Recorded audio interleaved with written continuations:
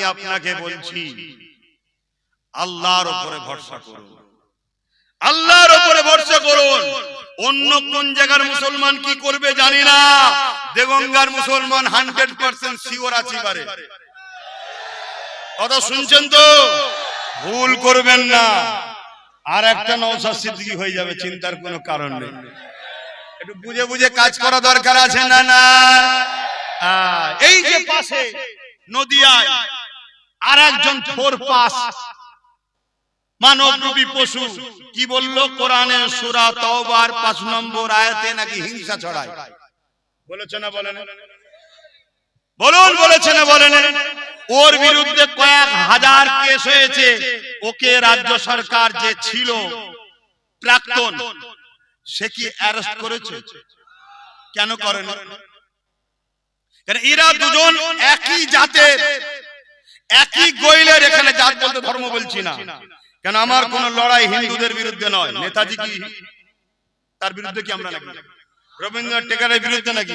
ঈশ্বরচন্দ্রের বিরুদ্ধে নাকি? না না, আজও যারা লক্ষ লক্ষ কোটি কোটি হিন্দু আছে মানব প্রেমিক, তারা আমাদের ভাই বোন, তাদের সঙ্গে আমাদের কোনো লড়াই নেই।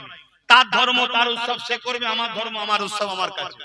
কিন্তু মানুষ হিসাবে আমরা সবাই ভারতীয়, আমরা সবাই বাপ আদম মা হাওয়ার সন্তান, একে অপরে মিলেমিশে থাকবো। কিন্তু এরা দুজনে একই গোইলের। ইও দেখুন কোরআন শেষ হয়ে যাবে বলছে, আর কোরআনের 5 নম্বর আয়াতে হিংসা। আর এদের মুরব্বি কে জানেন? বলবো, এদের মুরব্বি হলো ভারতবর্ষের মুগলে আজম হতভাগা আকবর। এই নাম শোনেন না? এদের দুজনের আবার মাতা আকবর নাম, তার নাম শুনে অজ্ঞান হয়ে যাবেন না কেন? কেন নাম এখন অনেক রয়েছে, আব্দুল করিম, আব্দুল সলিম, আলু, অনেক কিছু রয়েছে। শুনছেন তো নাকি? নাম তার আকবর। সেই আকবর কোরআনকে মিটাবে বলে দ্বীনে ইলাহি লিখেছিল। মুরব্বীরা জানেন তো? আমার কথা শুনছেন তো আব্বা জানেরা? আবার এদের সবার মুরব্বী আব্বা ওই যে মুসাইলামাতুল কাজ্জাব, যার কথা বলছিলাম। তাহলে হযরত আবু বকর সিদ্দিক মুসাইলামাতুল কাজ্জাবের কাছে গেল। অনেক বড় ইতিহাস। এই আসর থেকে মাগরিব জলসা করলে হবে না, সময় নেই। সময় কোথায়? অনেক ইতিহাস। কিন্তু আমার তো দ্বিতীয় জলসাও আছে, আবার সব 1 বছর আগে থেকে হয়ে আছে, কি করা যাবে? তো ভাইরা আমার, এত সুন্দর বাগান জানলে 2টো 3টে থেকে 5টা করলে আরো ভালো ছিল। 5টা থেকে নামাজ পড়লে ভালো হতো। কেন 2 ঘন্টা মিনিমাম না হলে ওষুধ ঠিকভাবে দেওয়া যায় না, চিকিৎসা একটু ভালো করে করতে হয় না? কিন্তু বলুন আব্বাস সিদ্দিকী লড়ছে কি জন্য? কোরআনের পক্ষে না বিরুদ্ধে? জোরে বলো। আজ যারা কোরআনের দুশমন, তাদের বিরুদ্ধে দাঁড়িয়ে যারা আমার বিরোধী করছে, তারা কোরআনের বিরোধীকারীদের সাথ দিচ্ছে, তাদেরও হাসর নাসর কোরআনের বিরোধীকারীদের সঙ্গেই হবে, ঠিক না বেঠি? তো ভাইরা আমার, যুগে যুগে লড়াই হয়েছে, আজও হচ্ছে, আগামী কালও হবে। তাই একটা কথা বলে যাচ্ছি, দুনিয়াদারি করতে হবে। দুনিয়াদারি করুন। দুনিয়াদারি করতে গিয়ে যেন ইসলামের সঙ্গে গাদ্দারি দুশ্মনী না হয়ে যায়, এটা মাথায় রাখতে হবে। তাহলে আমি তার সাথে প্রথম কিন্তু বিরোধীতে যাইনি, আমি চেয়েছি সে ক্ষমা চাক। ক্ষমা যখন চাইবে না, তাহলে তার বিরুদ্ধে কথা বলা দরকার আছে না নাই? আপনারা কি বলছেন, বলা দরকার আছে না নাই? হযরত আবু বকর সিদ্দিক গিয়ে বলল, এ মুসাইলামা, তুমি তোমার কথাকে উইথড্র করে নাও, যে ভুল হয়েছে বলো। কেন কোরআন যেখানে বলছে মুহাম্মদ সাল্লাল্লাহু আলাইহি ওয়াসাল্লাম শেষ নবী, তুমি কি করে দাবি করলে যে তুমি নিজেকে খাতমে নবুয়াতের বিরুদ্ধে চার করে নিজেকে নবী দাবি করলে কি করে? ওই সময়তে ওই মুসাইলামাতুল কাজ্জাব সে হযরত আবু বকর সিদ্দিকীর কথা মানলো না। হযরত আবু বকর সিদ্দিকীর সঙ্গে সে লড়াই নেমে গেল। হযরত আবু বকর সিদ্দিকীর সঙ্গে 10,000 সাহাবী ছিলেন, আর মুসাইলামাতুল কাজ্জাবের সঙ্গে 90,000 ছিল। কত? 90,000। আরে সংখ্যা দেখলে হবে না, মুসাইলামাতুল কাজ্জাবের দিকে ছিল ভাড়াটিয়া, আর আবু বকর সিদ্দিকীর দিকে ছিল দিল থেকে।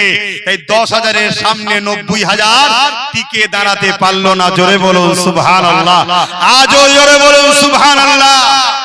আজকেও যদি মনে করো কোন জালিম অত্যাচারী সমাজ বিরোধী গরিবের জিনিসপত্র দেশের সম্পদকে চুরি করে যদি আমাদের মোকাবেলায় নাবে, হয়তো দেখছেন তার দিকে টাকার জোরে লোক বেশি, লোক বল বেশি, লোক যাচ্ছে বেশি, লোক অনেক কিছু আছে দেখছেন, কিন্তু মনে রাখবেন ওগুলো ভাড়াতে আসছে, ভাড়াতে। ও ক্ষমতায় টিকে থাকতে বেশিক্ষণ সম্ভব নয়, কেন যতক্ষণ দিচ্ছে ততক্ষণ আছি, ভেতর ভেতর থেকে সব উল্টো দিকে চলে যাচ্ছে।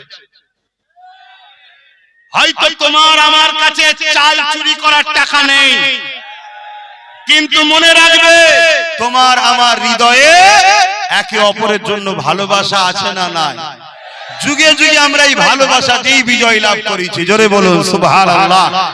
হ্যাঁ, জিতার আগেই যদি জিতার আগেই যদি চাল চুরি করে খাস, তাহলে জিতার পরে কি চুরি করবি রে? কথা মাথায় ঢুকছে না? ঢোকে না? একটু পরিবর্তন হন, সাবধান হয়ে চলে। আমার কথায় কষ্ট নিচ্ছে? হ্যাঁ, কষ্ট নিচ্ছে। হাত তুলে সাক্ষী দেন আমার সঙ্গে সহমত কারা। সহমত তো নাকি হাত লম্বা করে তুলে রাখেন। সহমত তো নাকি? কষ্ট দিচ্ছি আপনাদের, কষ্ট দিচ্ছে আপনাদের, হাত নাবা।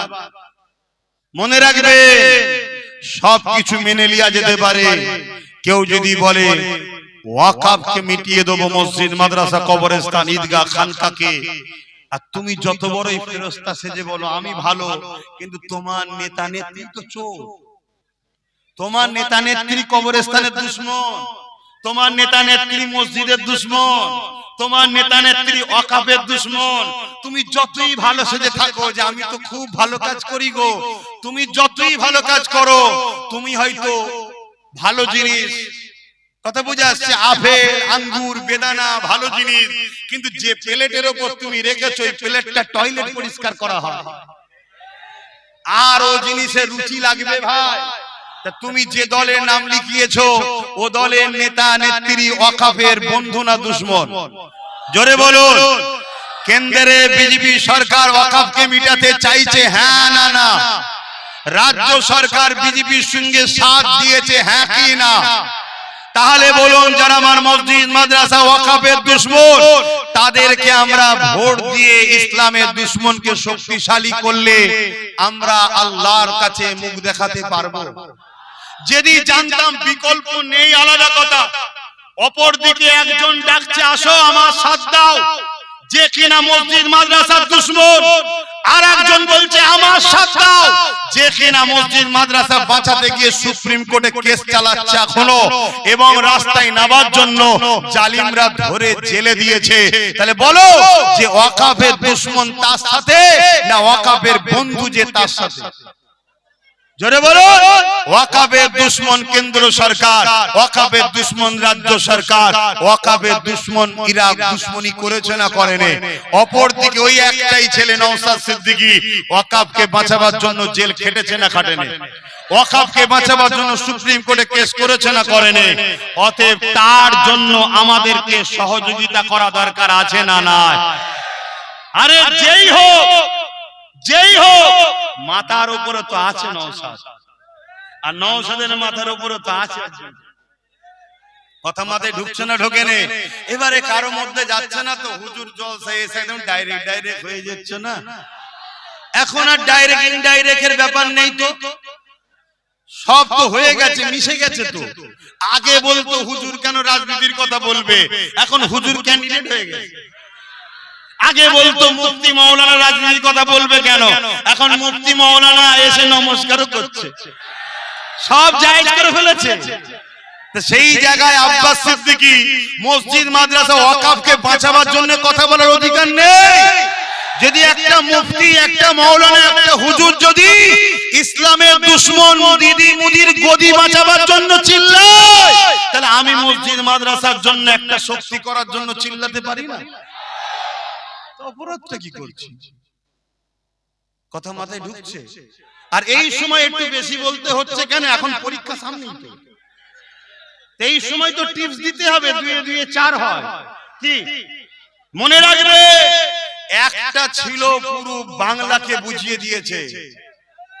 আশা করা যাচ্ছে, রিপোর্ট তো সব দেখছি রে বাবা, না মুদির মিটিং এ হলো হচ্ছে, না দিদির মিটিং এ লোক হচ্ছে, চেয়ার দিয়েও লোক জড়ো করতে পারে না। কি আবার বিরিয়ানি পয়সা, গাড়ির তেল, তাও লোক হচ্ছে না। আর অপর দিকে ওই একটা, সেই ফেরাউন যেমন একটা ছেলের ভয়েতেই মেরে সবাইকে মেরেছে, এখানেও সেই একটার ভয়ে। তাহলে আল্লাহ চাইলে তার সাথে যদি কয়েকটা হয়, লড়াই করার একটা জায়গা হবে না, হবে না। এ বিশ্বাস আপনাদের আছে তো? তাই একটুখানি বলুন আমার সাথে একমত, নওশাদের সাথ দেবেন তো? একদম ওপেন বলে দিলাম, একমত তো? হাত তুলে বলুন, একদম ঠিক বলছে। আপনারা হাত তুলবেন না? না, আপনাদের দিকে ক্যামেরা আছে। না না, আপনারা হাত তুলবেন না কেন? আপনাদের দিকে ক্যামেরা। এরা কিচ্ছু পাবে না, লাস্টে যে গরিবের ঘর ভাঙবে। তোর যদি এতই সাহস, এতই বাহাদুরি, এতই পাওয়ার, তোর গ্রামে তো এসেছি। কথা বুঝছেন না? বলেন না, তুই আমাকে ধর না বাবা, তুই এই গরিবগুলোকে জুলুম করছিস কেন? গরিবকে জুলুম করা তো ফেরাউনের কাজ রে, নমরুদের কাজ, সাদ্দাদের কাজ। তো ভাই সময় তো খুব কম, আফসোস লাগছে বলতে পারছি না। এতটুকু বলবো, আমার রাসূলুল্লাহর একটা হাদিস আপনাদেরকে শোনাবো, একটু শুনছেন? আমার কথায় বেজার হচ্ছে? দুটো হাদিস বলে যাচ্ছি, মন দিয়ে শোনেন। হ্যাঁ না, আজান দেবে, একটু জলদি করে শোনেন, জলদি করে শোনেন। নাম্বার 1, ঈমান আছে না নেই জানবেন কি করে? খুব মন দিয়ে শোনেন। আল্লাহ নবী বললেন একটা সময় আসবে, মসজিদ ভর্তি লোক থাকবে, একটাও কিন্তু ঈমানদার থাকবে না। আল্লাহ নবী আরো বললেন একটা সময় আসবে আখিরি জামানাতে, হাতে তালুতে আগুন রাখার থেকেও ঈমান বাঁচানো বড় কষ্ট হবে। আল্লাহ নবী আরেকটা হাদিসে বললেন একটা সময় আসবে আখিরি জামানাতে, আসমানের নিচে জমিনের উপরে সব থেকে নিকৃষ্ট হবে একদল উলামা। খুব কন্টেন্ট কিনে মারে আব্বাস সিদ্দিকীর সঙ্গে সব প্যান্ট শার্ট পরা দাড়ি চাচা, প্যান্ট শার্ট পরা দাড়ি চাচা।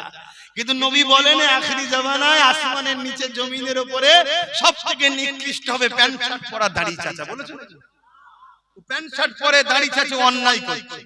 কালকে আল্লাহ করে দাড়িও রাখবে, প্যান্ট শার্ট খুলে পাঞ্জাবি জুব্বা পরবে, হজও করবে, নামাজও করবে, তওবা তিল্লা করবে, আল্লাহ সব মাফও করে দেবে। বলুন ইনশাআল্লাহ। কিন্তু নবী বলেছে একদল উলামা, শুনছেন আমার আওয়াজ? হ্যাঁ, আর এইগুলো বলে দিই বলি আমার পিছনে একদল উলামা লেগে গেছে। সব উলামা নয়, প্রচুর উলামা আছে আমার পক্ষে কথা বলে যে ঠিক বলছে আব্বাস সিদ্দিকী, কিন্তু বলতে তারা পারে না কেন? তাদেরও অনেক বাধ্যবাধকতা থাকে। কথা বুঝে আসছে? সবাই তো দাদা হুজুরের আওলাদ নয় রে বাবা। সবাই একটা হাঁক দিলে কি আর আল্লাহ এতগুলোকে জড়ো করে? এই জন্য তাদেরকেও তো হিকমতে চলতে হবে। কিন্তু প্রচুর উলামা আছে যারা দিল থেকে আব্বাস সিদ্দিকীর জন্য দোয়া করে, ভালোবাসে, সাথ দেয়। কথা বুঝে আসছে? কিন্তু একদল উলামা আছে জমিনের উপরে, আসমানের নিচে, রাসূল বলল যারা সব থেকে নিকৃষ্ট হবে। তার নমুনা দেখুন না, তার নমুনা হাতে নাতে প্রমাণ হচ্ছে, হচ্ছে নয়? হ্যাঁ, তার হাতে নাতে প্রমাণ হচ্ছে। আজ এই কয়েকদিন আগে কেউ যদি বলে যে যে ভাই আমি ওসব পুরাতন কথা ছেড়ে দাও, আমি ঢুকার পর থেকে আমি তো ঢুকেছি পরিবর্তন করতে, সংযোজন করতে। আরে সংযোজন সংশোধন আলহামদুলিল্লাহ অন্য কাতারে হয় না, আমাদের কাতারে হয়। কোন একজনকে ঢুকিয়েছি, সেই দিন থেকে 5 ওয়াক্ত নামাজ পড়ছে সে এখনো পর্যন্ত। কথা বুঝে আসছে না? না বুঝতে পারছেন তো? অনেক সমালোচনা হয়েছিল, কিন্তু 2 মাস ধরে তাকে বাজানো হয়েছে। তারপরে তওবা তিল্লা করিয়ে, ক্ষমা যাদের সাথে হয়েছে করিয়ে আজকে ঢুকেছে। সেই দিন থেকে নিয়ে 5 ওয়াক্ত নামাজ পর্যন্ত ধরে গেছে। এটা ভালো লক্ষণ না খারাপ লক্ষণ? তাহলে মানুষ যদি ভুল করে নিয়েছে ভালো করতে হবে তো নাকি?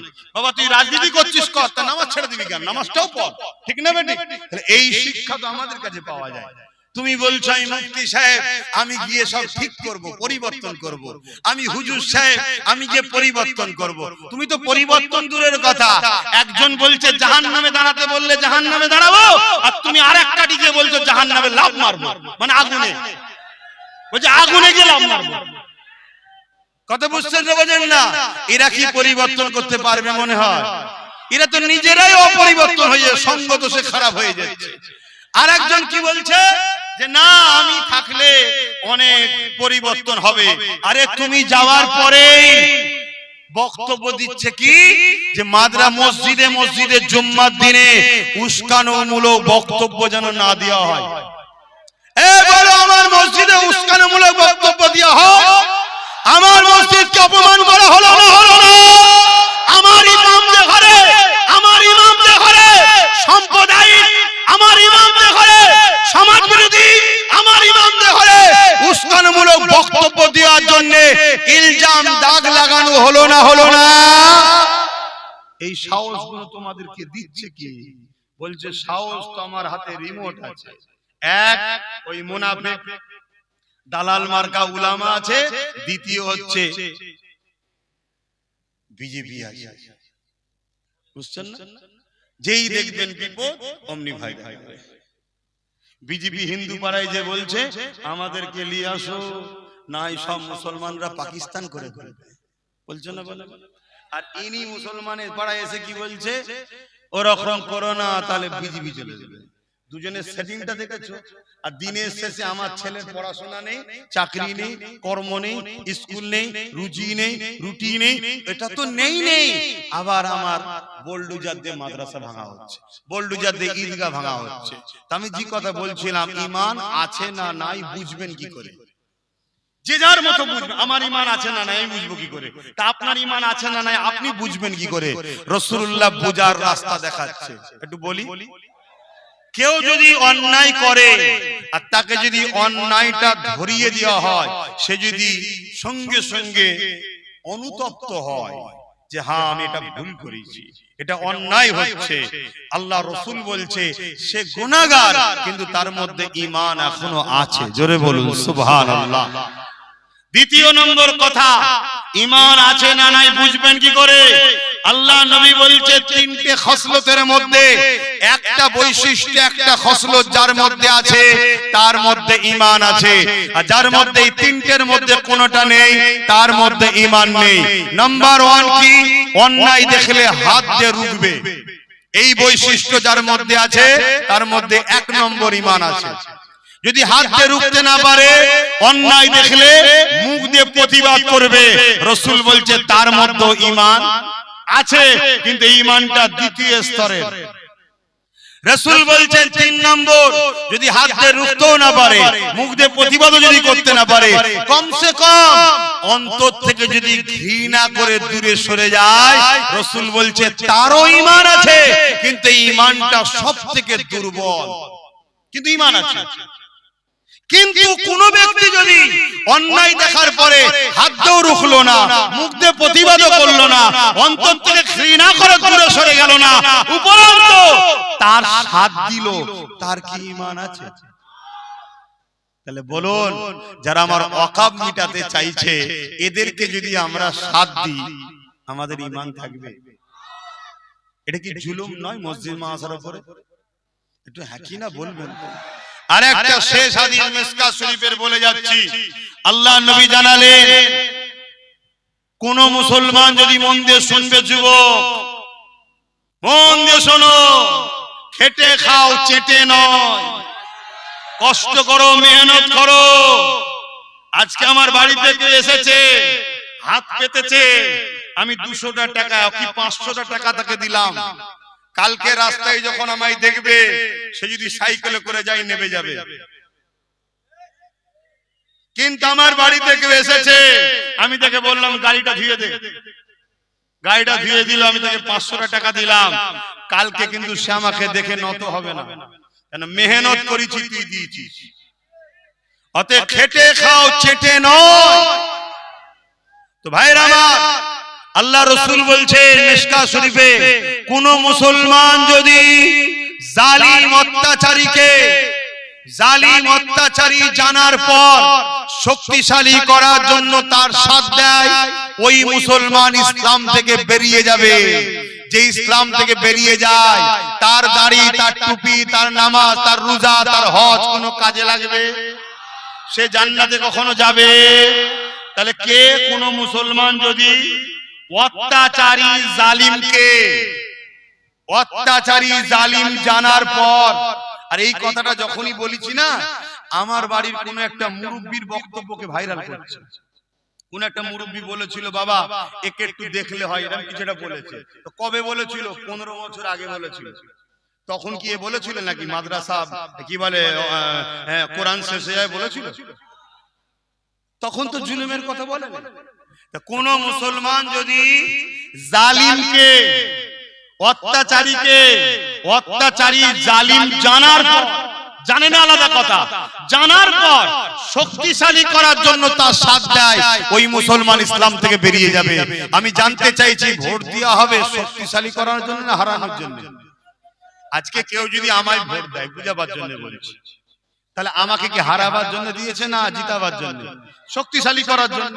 আর আমি যদি জালিম হই, মসজিদ মাদ্রাসার দুশমন হই, ওয়াকাফের দুশমন হই, তাহলে এই জালিম জানার পরেও যদি কেউ ভোট দেয়, সে ইসলামে থাকবে? তাহলে কেন্দ্র ও রাজ্য সরকার ওয়াকাফের দুশমন হ্যাঁ কি না? জানার পরেও সুইচ যদি দাও, ইসলামের মধ্যে থাকা হবে? কি বলছো? তাহলে ভোটটা সামনে আছে, দিতে হবে। ওয়াকাফের দুশমনকে দেবে না ওয়াকাফকে বাঁচাবার জন্য দেবে? কারা কারা বলছেন ওয়াকাফকে বাঁচাবার জন্য দেবে? একটু হাত তুলে সাক্ষী দেন। ক্যামেরার সামনে যারা আছেন তুলবেন না, আদনাভান শুনছে। কিন্তু একটা প্রশ্ন, ওইখানে গিয়ে যদি মনে করেন যে 1000 টাকা দিয়েছিল, ভাইজান তো দেখতে পাচ্ছেন কি হবে? ওয়াকাফের দুশমনকে দেবেন নাকি? যখনই টিট করে মারবেন, আমার দেখার দরকার নেই। ইসলামের দুশমনকে যখনই শক্তিশালী করবেন ইসলাম থেকে, এটা মাথায় থাকবে তো। এই হাদিসটা আমার আব্বা হাদিস নাকি আমার দাদু রাসূলুল্লাহর হাদিস, মিশকাত শরীফে। কথা মাথায় ঢুকছে? কোন মুফতি মাওলানা বলে দিক এই হাদিসটাকে বয়ান করে যে আব্বাস সিদ্দিকী ভুল বলছে। কথা শুনছেন না শুনেন না? কথা শেষ। আপনাদেরকে বাঁচাবার জন্য দায়িত্ব আছে না নাই? একটুখানি দোয়া করব, তার আগে একটু সালাম পড়ে লিয়া নবী সালাম।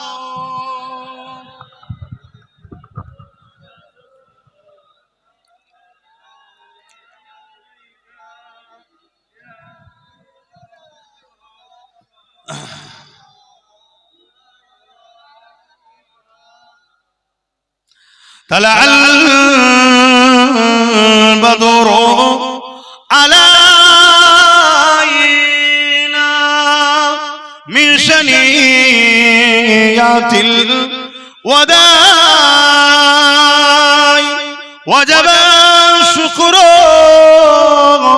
علينا ما دعا لله أهداي يا نبي سلام يا رسول سلام يا حبيب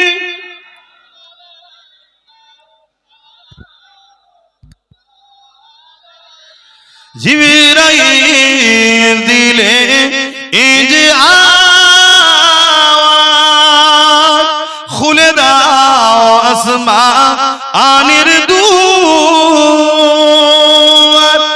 এসেছে নবী ঈদের সরদার, করিতে আল্লাহ আর দিদার। নবী সালাম ইয়া রাসূল সালাম ইয়া হাবিব।